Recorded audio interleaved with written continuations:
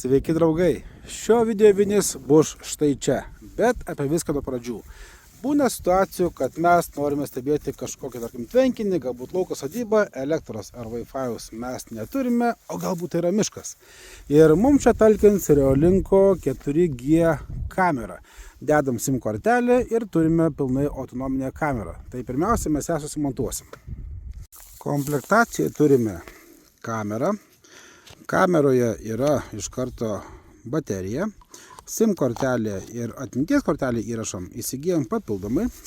Turime štai tokį laikiklį, prie jo galim pritvirtinti čia plokštelę ir galime prikabinti kamerą su šiuo dirželiu. Štai ir viskas paprasta, taip kad dabar pirmiausia atsisiųsime programėlę ir prisidėsime kamerą prie paskyros. Čia yra viskas paprasta ir tikrai elementaru.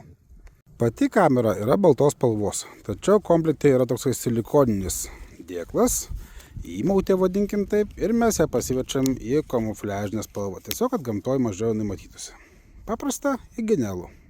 Na ir įdomiausia video dalis. Nepaisant to, kad šita kamera pas mus kainuoja be nemažiausiai Lietuvoje, jūs prie to gausite dar antrą bateriją. Žodžiu, viena baterija yra kameroje, o antrą bateriją turėsite papildomą. Kam to reikia? Įsivaizduokit situaciją žiemą, šalta ir reikia pakrauti kamerą. Reikia atvažiuoti ją nusimti, parsivežti kažkur tais, pasikrauti ir įdėti bateriją pakrautą.